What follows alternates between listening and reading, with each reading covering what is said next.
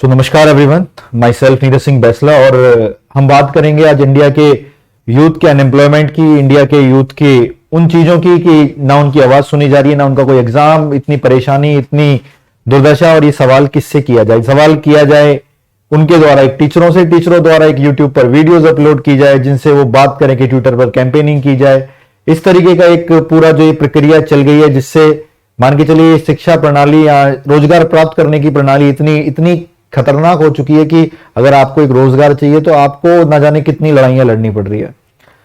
हमारा जो सबसे मजबूत स्तंभ रहा है, जो हमारा सबसे मजबूत स्तंभ रहा है इंडिया का, वो इंडियन मीडिया रही है कि इंडिया मीडिया अगर दिखाएगा कुछ, देश में पता लगेगा क्या चल रहा है क्या नहीं चल रहा है, और फिर देश में उस तरीके की आउटपुट निकल कर आएंगे। लेकिन हमारी इंडियन मीडिया के बारे में अगर आप बात करें, उनके पास सारे मुद्दे हैं बात करने के लिए, बजाय सिर्फ हमारी एजुकेशन के, हमारे अनएम्प्लॉयमेंट के। हम बात करें अपने न जाने कितने जर्नलिस्ट की, आपके बहुत सारे फेवरेट, मेरे भी बहुत सारे फेवरेट, हमें इनके माध्यम से कुछ बातें पता लगती है, लेकिन उन खबरों को कभी दिखाने की कोशिश की ही नहीं जाती जिन पर कभी टीआरपी है। और शायद इंडिया में कभी इन सब चीजों पर टीआरपी आएगी नहीं। हम बेशक बेरोजगार हैं, घर में बैठे, लेकिन हमें भी खुद इन चीजों को देखने का कोई शौक नहीं है। हमें शौक ही नहीं है इन सब चीजों को देखने का। हमें शौक है कि नूरा फतेह अली खान की लाइफ में क्या चल रहा है, ये शौक जानने का, और क्योंकि चल भी रहा है अखबारों पर, क्योंकि उन लोग जानते हैं आपके दिमाग में क्या है, तो वो लोग दिखाना भी वही चाहते हैं। अर्जुन मलाइका का ब्रेकअप, फिर लव, ब्रेकअप, फिर लव, फिर ब्रेकअप, फिर पैचअप, कहां गए, किधर गए, क्या पहना, क्या नहीं पहना, ये सब हमारी इंडियन मीडिया दिखाती है। इतने हमारे यूपीएससी स्टूडेंट्स के इंटरव्यू नहीं है जितने इंटरव्यू इन्होंने तैमूर के ले लिए हैं। ठीक है, उस बच्चे को जिसे बोलना नहीं आता है उसके साथ इंटरव्यू कंडक्ट कराते हैं। और फ्रीडम ऑफ स्पीच के लिए जो इंडिया को जाना जाता है, हमारे ऐसे जर्नलिस्ट, जैसे हम बात करें कि कुछ ऐसे जर्नलिस्ट हैं, जब सुधीर जी का मैंने एक वीडियो देखा, जब इंडिया में दिल्ली में जब आपने सीट कंफर्म करी, आपकी बढ़त मिली, आप जीता, तो इन्होंने बोला कि दिल्ली वालों को तो ना राम मंदिर चाहिए ना विकास चाहिए, वो तो बस फ्री के मारे हैं, इसलिए उन्हें फ्री वाली चीजें चाहिए, तो उन्होंने आपको जिता दिया। तो मतलब ये, अगर कोई स्टेट अपनी डेमोक्रेटिक पावर होने के साथ साथ अगर अपने आप को लेके चलता है, किसी को स्वतंत्रता के साथ वोट देता है, उसके बाद ताने दिए जाते हैं कि भैया आप इसलिए नहीं कर पाए क्योंकि आपको तो फ्री की लत लग गई है, फ्री की आदत लग गई है, इसलिए आपके राज्य में, दिल्ली जैसे राज्य में, जिससे ना जाने कितनी चीजें, कितने रोल मॉडल इधर चलते हैं, है ना, उसको इस तरीके से बोला जाता है। फिर हम बात करें बड़े बड़े जर्नलिस्ट की कि भैया चलो, है ना, जो बहुत फेमस हुए थे सुशांत सर के टाइम पर, हमारे जो फिल्म किरदार थे, तो उस समय वो मुद्दा बनाया गया और बहुत अलग तरीके की डिबेट चलाई गई चैनल पर, जो सिर्फ और सिर्फ उसी के ऊपर बात करती थी। बाद में मोदी जी भी आए मन की बात बताने, लेकिन यूथ के अंदर बहुत आक्रोश था और उन्होंने उनकी वीडियो को डिसलाइक किया। बस वो एक गर्मियों के दौरान था। कई सारे बॉलीवुड को हम लोगों ने बोला कि चलिए भाई भागिए यहां से, उनकी वीडियोस को डिसलाइक मारा, उनको भगाया, उनकी फिल्म को फ्लॉप किया। लेकिन उस सब के बाद फिर दोबारा से ये सब चीजें नॉर्मल हो गई और ये होना भी जायज है। हम बात करें कि अपने इंडियन मीडिया की कि यार आप जो दिखा रहे हैं हमें उसमें बिल्कुल भी इंटरेस्ट नहीं है। इंटरेस्ट होगा उन लोगों को जो सिर्फ घर पर रहते हैं ना। जैसे बिग बॉस के बारे में बात कर ले, बिग बॉस की नए बंदे कौन होंगे, क्या होंगे, इसकी वीडियोस, इस सब का चलता रहता है। अगर हम बात करें डिबेट्स की, तो इनके डिबेट्स आप देखेंगे अमिश देवगन जी की, आप इनके देखते होंगे, मेम्स भी बहुत चल रहे हैं इनकी डिबेट्स में। आप सिर्फ ये पाएंगे कि मुद्दा क्या रहेगा, पाकिस्तान, मुद्दा क्या रहेगा, राम मंदिर, मुद्दा क्या रहेगा, पाकिस्तान, मुद्दा क्या रहेगा, राम मंदिर।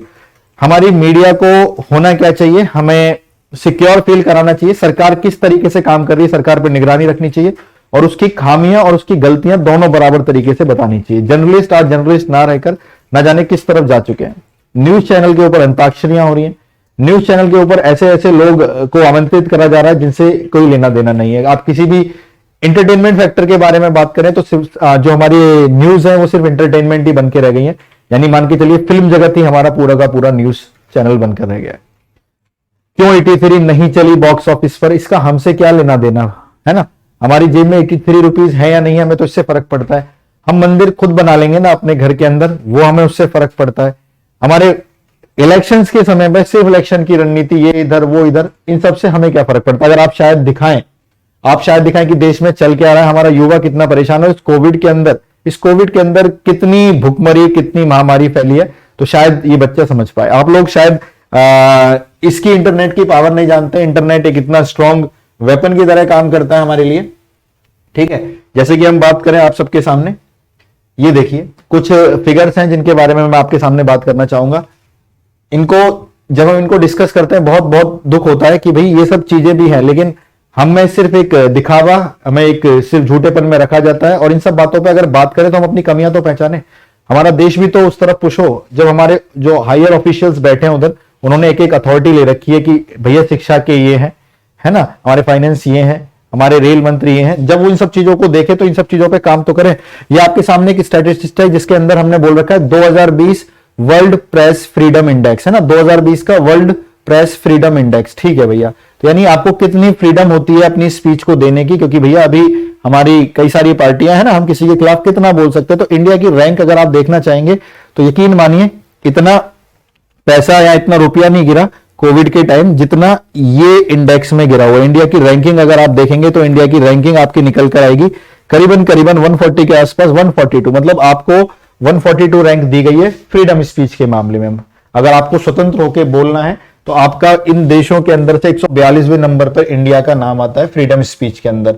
और जबकि संविधान में हर किसी को अपनी बात रखने का अधिकार है। जैसे कि हम अगर बच्चे परेशान है, जैसे कि हम बात करें अभी जो विवाद चल रहा है, एक तो एनटीपीसी रेलवे का चल रहा है और एक ये एयरफोर्स वाले बच्चों का चल रहा है कि इनकी आवाज को सुनने के लिए कोई भी नहीं है। तो अपनी फ्रीडम स्पीच अगर आपकी कोई सुन नहीं रहा है तो इस देश में आपसे उम्मीद भी नहीं कर सकते, क्योंकि आपके देश को 142वां स्थान दिया गया है स्वतंत्र बोलने के लिए। यानी कोई मतलब नहीं है, अगर आप स्वतंत्र होकर बोलेंगे तो शायद आपके पीछे कार्रवाई की जा सकती है। ठीक है, दूसरे स्टैटिस्टिक्स पर काम कर लेते हैं। How has covid affected India economy. ठीक है, इंडियन इकोनॉमी की हम बात कर लें, क्योंकि क्या पता इसको ही देख के कुछ लोगों के अंदर कुछ क्या कहते हैं कि तो पॉजिटिव एटीट्यूड आ जाए, कुछ ऐसी बातें आ जाए जिन्हें हमें वो बताएं। तो India has been hit hard by pandemic. ठीक है भाई, हमें भी पता है ड्यूरिंग द सेकंड वेव। अच्छा, ये तो सेकंड वाली की बात कर रहे हैं ना, अभी तो थर्ड चल रही, सेकंड के समय जो 2021 में आई थी। सो ऑब्वियस सी बात है, the sharp drop in GDP में इतनी ड्रॉप आया कि द कंट्री हिस्ट्री में आज तक इतना ड्रॉप नहीं आया। तो ये हमारा कहना है किनका भाई, ये कहना है हमारा कोई बहुत बड़ा अखबार है क्या? ये है हमारा इकोनॉमिक ऑब्जर्वेटरी है ना, जो हमारी इकोनॉमिक्स को ऑब्जर्व करते हैं। उनका कहना है कि भैया आज तक इतना भी जीडीपी में डाउनफॉल नहीं आया जितना ये आया। ये दिखाया जाए, इस पर काम किया जाए, रोजगार की तरफ बात की जाए तो शायद हमारे देश का कुछ हो। दूसरी की तरफ चलते हैं हम। ये मुझसे खुल गया इंडियन अनएम्प्लॉयमेंट रेशियो कि इंडिया में अनएम्प्लॉयमेंट किस तरीके से चल रहा है। ये अखबार आपने देखा भी होगा, इकोनॉमिक टाइम्स बहुत फेमस न्यूज़पेपर है ना। तो इस न्यूज़पेपर के अंदर इन्होंने बोला India has 53 million unemployed people as of December 2021, जो कि निकल चुका है। मतलब हमारे देश के अंदर जो लोग कार्यरत हैं या जो इस चीज में खड़े हुए कि चलिए भैया हमें जॉब दीजिए, उनमें से 53 मिलियन लोग बेरोजगार है। 53 मिलियन मतलब 1 मिलियन में 10 लाख होते हैं, यानी 5 करोड़ 30 लाख लोग आपके बेरोजगार होंगे 2021 तक, है ना। और इनमें से न जाने कितने यूथ होंगे और न जाने कितने अपने 20s और 30s के बीच के एज के होंगे। ठीक है, इनको अगर दिखाया जाए तो शायद ऐसे कुछ संसाधन किए जाए, इनके लिए कुछ काम किया जाए ताकि देश ऊपर की तरफ चले। और नेक्स्ट की तरफ चलते हैं, इंडियन यूथ अनएम्प्लॉयमेंट रेशियो। चलिए भैया देखिए, यूथ का अनएम्प्लॉयमेंट रेशियो ठीक है। उसके बाद पॉपुलेशन और अनएम्प्लॉयमेंट का कोई मैच ही नहीं हो पाया। अनएम्प्लॉयमेंट रेशियो कहां जाके रुका हुआ है, ये 23.01% पर। ठीक है, यानी हमारी पॉपुलेशन इतनी बड़ी स्पीड से बढ़ती जा रही है, उस पर कोई भी काम नहीं है, कुछ भी नहीं है। और हमारा जो रोजगार इस तरह के, भैया घर हमारा चलेगा किस चीज से? रोजगार से, पैसों से ही घर चलेगा हमारा, अदरवाइज आप नहीं चला पाएंगे चीजों को। लेकिन देखिए आप अनएम्प्लॉयमेंट रेशियो का फीचर आप लोगों के सामने तो आपको दिख ही रहा है ये सब चीजें। ठीक है, ये स्क्रोलिंग में थोड़ा सा प्रॉब्लम आएगा सर। ठीक है भाई, तो कुल मिला के कहने का मतलब है कि देख लीजिए आप 23.01% 2021 तक का डाटा है, जिसमें Indian youth unemployment ratio rate दे रखा है हम लोगों को। ठीक है, और एक सबसे बुरी खबर ये देख के पता लगती है कि 20 most dangerous places for women या वर्किंग वुमेन, है ना, कि 20 खतरनाक स्थान जहां पर औरतें काम कर सकती हैं।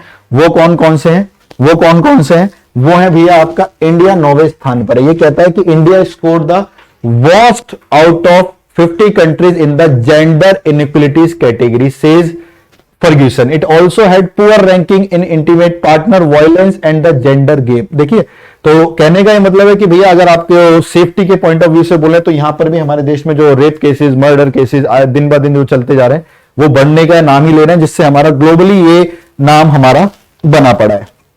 ठीक है, तो यही रिक्वेस्ट है, अगर मीडिया अगर अच्छे से काम करती तो शायद हमारे जो बच्चे हैं, जो स्टूडेंट हैं, यूथ हैं, इनको इतनी आवाज उठाने की जरूरत ही नहीं पड़ती और चीजें धरने पर या इन सब चीजों पर नहीं पहुंचती। लेकिन चीजें उस तरीके से काम नहीं करती हैं।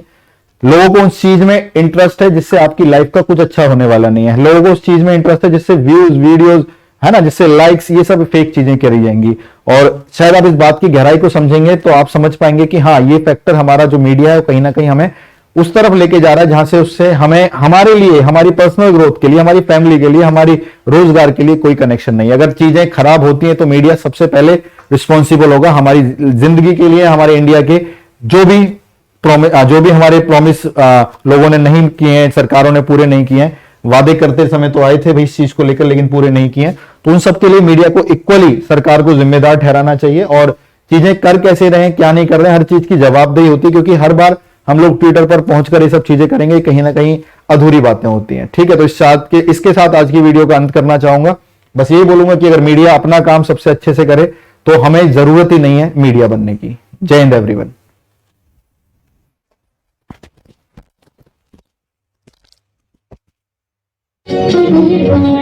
सुना था एक है भारत, सब मुल्कों से है भारत।